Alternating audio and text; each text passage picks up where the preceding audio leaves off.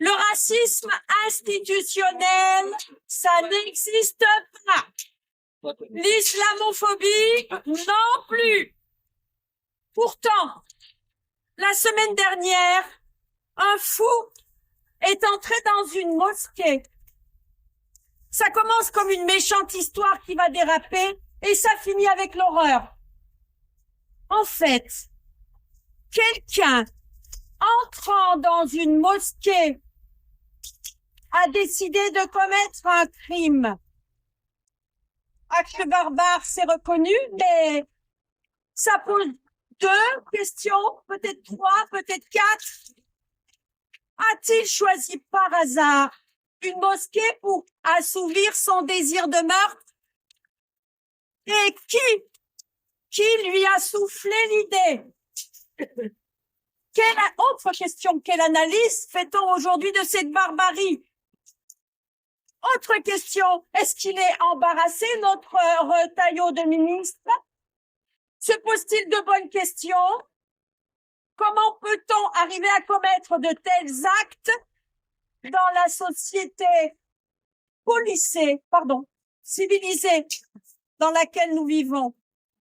Et la meute des télés, des radios, tous les chiens de garde avancent que c'est avant tout un acte isolé, l'acte d'un malade mental.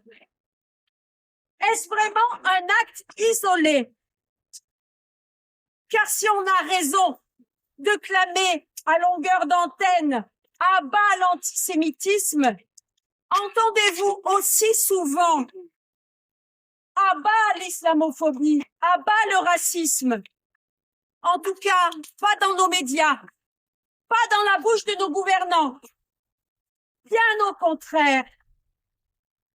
Ne citons pas ces partis de haine qui, pour jeter le voile, pardon pour le jeu de mots, sur leurs exactions et sur leurs projets antisociaux, font écran de fumée en accusant les Arabes, les étrangers, les exilés, les musulmans de tous les maux de la terre.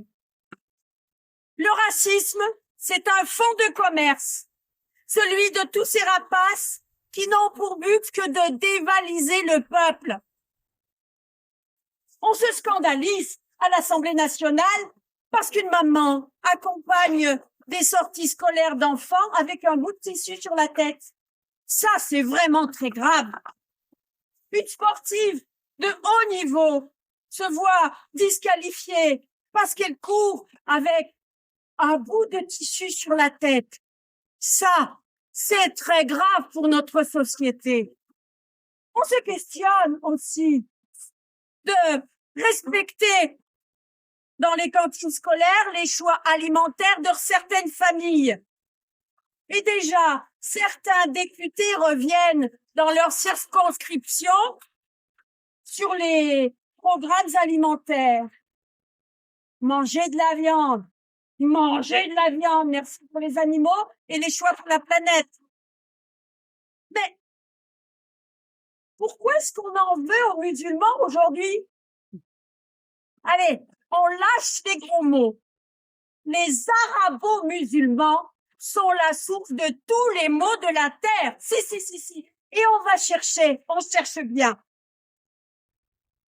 Qui a volé l'argent des contribuables européens pour financer son œuvre de haine? Les musulmans.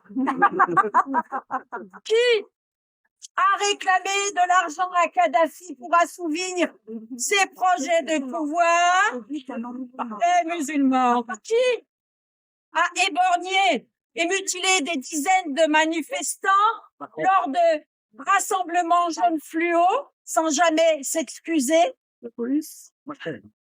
Qui a détruit nos services publics?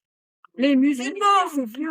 Qui a décidé de bousiller nos retraites, de nous voler du temps de vie en rallongeant la durée de cotisation? Bien sûr, les arabo-musulmans. Qui doit rendre compte de l'état de nos hôpitaux, de nos écoles? Qui a envahi l'Ukraine? C'est la photo tchétchène. Les musulmans sont bien sûr responsables du chômage, des délocalisations, parce que ni Bernard Arnault ni Bolloré ne sont pour rien dans l'accroissement des courbes du chômage, ni de la pollution et ni du gaspillage alimentaire. Et bien sûr, qui aujourd'hui commet un génocide? Qui est réellement en danger en terre de Palestine? On peut chercher encore. Qui a exterminé les peuples premiers outre-Atlantique? Qui a occupé l'Afrique pendant 2 siècles pour exploiter, piller, déporter? Qui en Europe, au milieu du XXe siècle, a spolié, humilié des millions de juifs, de juives, de tziganes et organisé leur élimination et leur déportation? Qui a divisé les peuples en Algérie, colonisé en imposant le décret Crémieux pour diviser les juifs et les musulmans qui avaient toujours vécu en bonne intelligence? Qui a jeté des dizaines d'êtres humains, des Algériens, dans la Seine le 17 octobre 61? Qui a massacré des centaines de sujets algériens le 8 mai 45? Monter les humains les uns contre les autres, c'est ce qu'ont toujours fait les pouvoirs coloniaux et capitalistes encore jusqu'à aujourd'hui.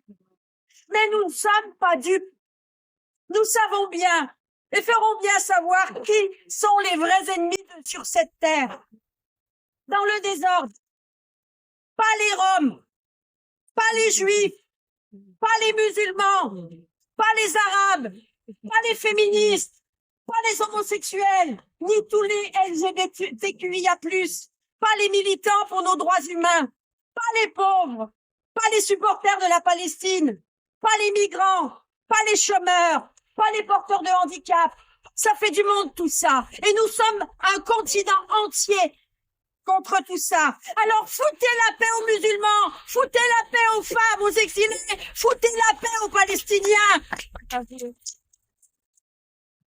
qui ont le grand tort d'être des Arabes.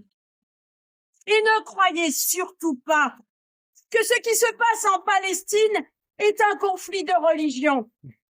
C'est une guerre coloniale qui prétend civiliser le Moyen-Orient, comme le firent les occupants européens en Afrique, en Amérique, en Asie, en Australie.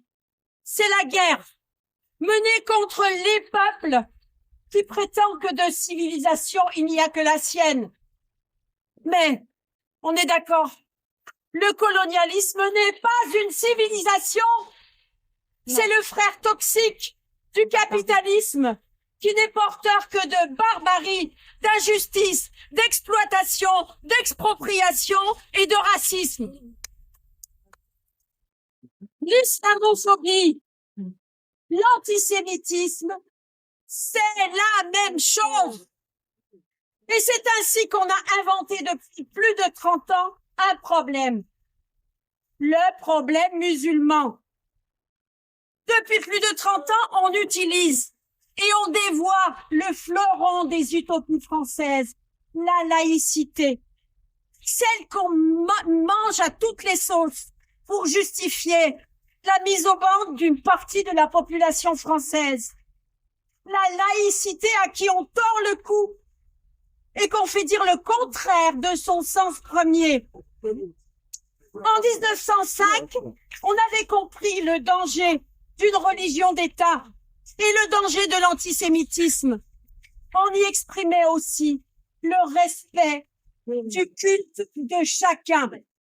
C'est ce qu'on oublie. Pourtant, aujourd'hui, on lâche les chiens contre les musulmans, comme on a su le faire aux États-Unis contre les Africains américains et qu'on le fait aussi aujourd'hui contre les Roms. C'est facile. Un ennemi intérieur, c'est pratique.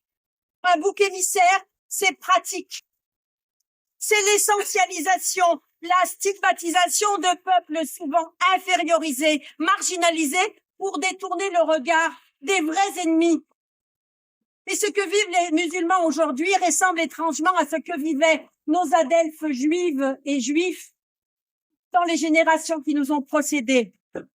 Avant l'affaire Dreyfus, exemple historique du mensonge des élites, il y a eu aussi l'affaire Calas. Vous en souvenez-vous? Père de famille dont le père avait le tort d'être un protestant dans un royaume catholique, accusé du meurtre de son fils, réhabilité par un Voltaire, pugnace et déterminé. Comment ne pas voir que les musulmans sont montrés du doigt, intimidés, spoliés, méprisés, mis en danger, à ceux à qui on a attribué tous les maux de la terre. En danger aussi sont les bases mêmes de ce qui fait notre soi-disant démocratie. Comment ne pas voir ce qui crève les yeux? Ce sont les mêmes méthodes, les mêmes mensonges, les mêmes saloperies, les mêmes manipulations pour éloigner du regard les vraies saletés qu'ils commettent. Et ne me faites pas croire que c'est une religion qu'on critique sous couvert de liberté d'expression. C'est un racisme qui ne dit pas son nom et qui se cache derrière des velléités de laïcité.